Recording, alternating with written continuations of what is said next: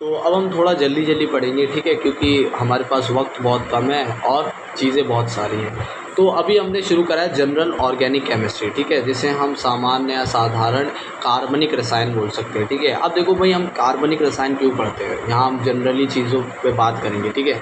तो देखो भाई, कार्बनिक रसायन क्यों इतना इंपॉर्टेंट है, क्योंकि कार्बन एक ऐसा अणु है, परमाणु है, जो कि क्या कर सकता है, अपनी खुद से बहुत सारी चेन बनवा सकता है कार्बन की, और बहुत सारे क्या करवा सकता है, एक लंबी चेन बनवा सकता है और अलग अलग उससे जुड़ सकता है, ठीक है। तो कार्बनिक और जो हमारे शरीर है, जो शरीर में चीज़ें बनी होती है, वो ज़्यादातर किससे निर्माण हुई है, कार्बन से, ठीक है ना। जिसमें कौन कौन सी चीज़ें आती है, जैसे प्रोटीन आती है और लिपिड्स आती है, कार्बोहाइड्रेट्स आता है और डीएनए। तो ये सब चीज़ें किससे बनी हुई है, जो मेन हमारे शरीर में, वो बनी हुई है कार्बन से। तो इस वजह से कार्बन इतना इंपॉर्टेंट है और इसीलिए केमिस्ट्री में हमें कार्बन के बारे में पढ़ाया जाता है।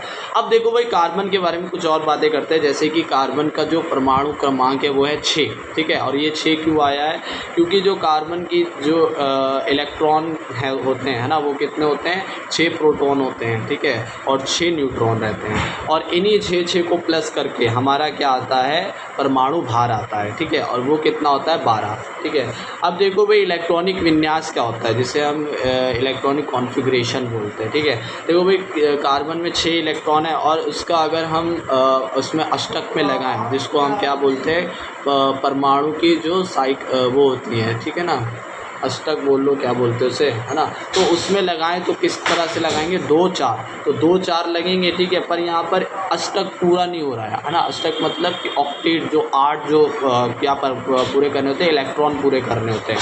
तो इस वजह से ये क्या है, हमारा कार्बन अभी अस्थिर है ना, स्थिर नहीं है, ठीक है। तो इस वजह से क्या करता है, यहाँ पर ये कार्बन जो है वो हाइड्रोजन के साथ बॉन्ड बनाता है। वो बॉन्ड कौन सा, वो कोवेलेंट सहसंयोजी बंध होता है, जिससे वो सिंगल बॉन्ड बनाता है कार्बन और हाइड्रोजन के बीच में, और 4 हाइड्रोजन इस तरह से जोड़े रखता है। और यहाँ पर अगर हम कार्बन का केवल क्या देखेंगे, इलेक्ट्रॉनिक कॉन्फ़िगरेशन, तो वो आएगी 1s2 2s2 और 2p2, ठीक है। तो इस तरीके से 6 इलेक्ट्रॉन है, तो ये आएगी, ठीक है। पर वो आगे जाके क्या बनाता है, बंध बना लेता है। और कार्बन जो होता है वो 3 प्रकार में मिलता है, वैसे तो बहुत प्रकार के होता है carbon, have many variation and forms, ठीक है। बट स्टिल हम यहाँ पे बात करें कुछ प्रकार के बारे में, जैसे डायमंड, एक डायमंड के रूप में मिलता है, एक ग्रेफाइट के रूप में मिलता है, और एक रहता है C60 फ्लोरीन, कुछ जो बेंजीन की तरह रिंग बनाए रहते हैं। तो इस रूप में भी कार्बन मिलता है, ठीक है ना।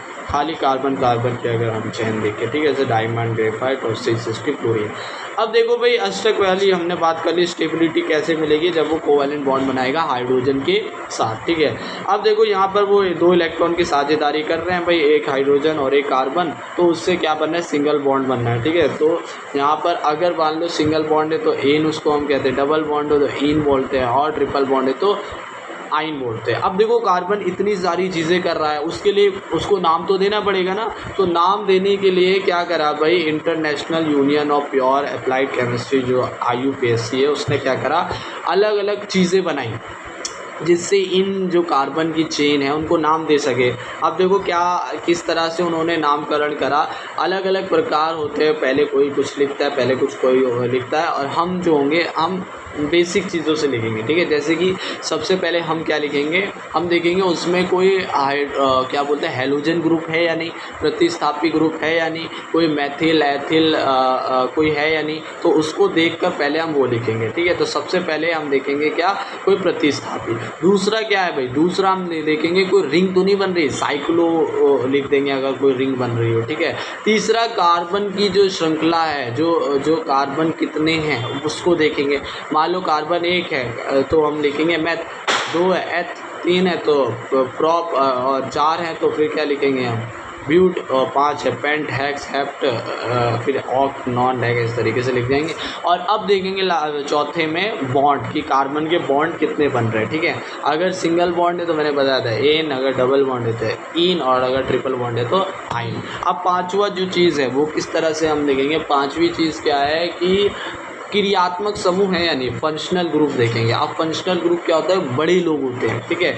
अब ये बड़े लोग क्या बड़े लोग होते हैं, जिसमें कौन कौन आते हैं, जैसे कि कार्बोक्सिलिक एसिड आता है, ठीक है, एमाइड आता है, नाइट्राइल आता है, जिसमें अल्कोहल आता है, कीटोन होता है, जिसमें अमीन होता है। तो ये सब चीज़ें आती क्रियात्मक समूह में, ठीक है। अभी हम बात करेंगे धीरे धीरे। और क्रियात्मक समूह भी दो रूप में होता है, एक अनुलग्न एक पूर्व, जैसे प्रीफिक्स सुफिक्स बोलते हैं। अगर मान लो कोई 2-3 अगर किसी में एक पूरे कार्बन में 2-3 क्रियात्मक समूह हो रहे हैं, तो वहाँ पर हम क्या यूज़ करेंगे, केवल जो पहले जो बड़ा है, जैसे कि कार्बोक्सिलिक एसिड सबसे बड़ा होता है, उसके बाद सल्फ्यूरिक एसिड, फिर ester, amide, nitrile, aldehyde, ketone, alcohol, amine. तो इनको बाद में लिखेंगे, पहले बड़े वाले को लिखेंगे, ठीक है। जैसे बड़ा वाला कौन है, कार्बोक्सिलिक एसिड है, ठीक है, उसको लिखेंगे और इसका प्रीफिक्स और सुफिक्स भी नेम होगा, ठीक है। जैसे कि कार्बोक्सिलिक एसिड से जो छोटे छोटे होंगे, ठीक है, पावर कम पावर वाले, तो उनका हम सुफिक्स नेम लिखेंगे अगर 2 या 3 में आ जाए, ठीक है। जैसे कि हम प्रीफिक्स पहले बोलूँगा और सुफिक्स बाद में बोलूँगा, अनुलग्न पूर्व लगन ऐसे बोलूँगा, ठीक है। जैसे कार्बोक्सिलिक एसिड COOH, इसका होगा ओइक अम्ल और कार्बोक्सी क्या होगा, सुफिक्स, ठीक है।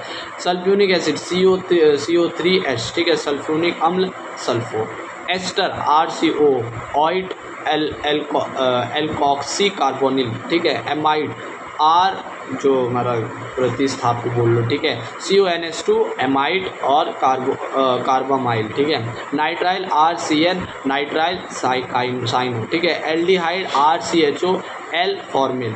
कीटोन RCO ऑन ऑक्सो, ठीक है। Alcohol ROH all hydroxy. Amine RNH2 amine amino. तो ये मैंने क्या बताया, पहले प्रीफिक्स फिर सुफिक्स, और उससे पहले मैंने उसकी जो जिस तरह से केमिकल उसमें लिखते हैं वो मैंने बताई, ठीक है। अब कुछ उदाहरण हम देखते हैं। और एक चीज़ याद रखना, जो क्रियात्मक समूह वो सबसे ज़्यादा पावरफुल रहते हैं। अगर नंबरिंग की बारी आती है, ठीक है, तो नंबरिंग में हम किसको पहले लिखते हैं, हम फंक्शनल ग्रुप हमारे क्रियात्मक समूह को लिखते हैं, फिर डबल बॉन्ड ट्रिपल बॉन्ड जो सिंगल बॉन्ड है उन्हें, और नहीं double bond single triple bond को देखते हैं, और फिर हम तीसरे में हैलोजन प्रतिस्थापी वाले को देखते हैं, ठीक है। अब देखो यहाँ पर जैसे एक एग्ज़ाम्पल है कि देखो ये CH ये 4 हमारे कार्बन के वो बने हुए हैं, और इसके साथ क्या जुड़ा हुआ है, एक अल्कोहल क्रियात्मक समूह जुड़ा हुआ है, और एक हमारा हेलोजन ग्रुप भी है। तो नंबरिंग हम कहाँ से देंगे, क्रियात्मक समूह से 1 2 3 4 ऐसे देंगे। तो हम पहले किसे लिखेंगे, क्लोरीन को लिखेंगे, तो ये हो जाएगा 2 क्लोरो, और मेथड प्रो ब्यूट है तो ब्यूट, और डबल बॉन्ड भी है तो इन ब्यूटीन और 1 ऑल, तो हो जाएगा 2 क्लोरो ब्यूटीन 1 ऑल। और इसी तरीके से दूसरा एग्जाम्पल है, इसमें केवल और केवल क्या है, यहाँ पर क्रियात्मक समूह देखने को मिल रहे हैं, जिसमें एक कार्बोक्सिलिक एसिड है, एक हमारा जिसको अल्कोहल बोला है, और एक हमारा अमीन ग्रुप है, ठीक है। तो अमीन का तो अमीनो हो जाएगा। तो सबसे पहले देखो सबसे कमज़ोर कौन है, अमीन है, तो 3 अमीनो, ठीक है।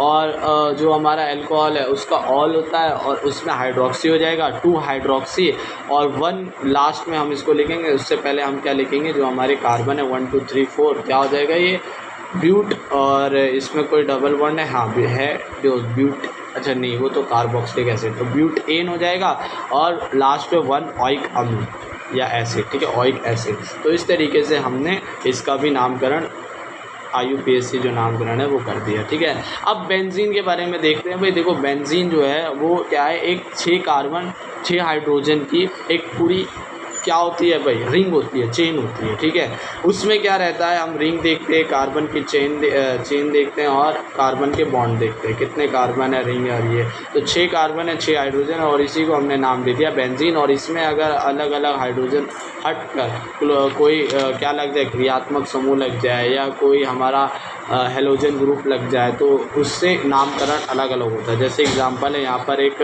अल्कोहल लगा और यहाँ दूसरे पे क्लोरीन लगा हुआ है, तो हम नंबरिंग तो हमें पता है कहाँ से देनी है उसको, जहाँ पर क्रियात्मक समूह है। तो पहले हम किसको लिखेंगे, क्लोरीन वाले को 2 क्लोरो, और फिर बेंजीन, और 1 ऑल, क्योंकि अल्कोहल है, ठीक है।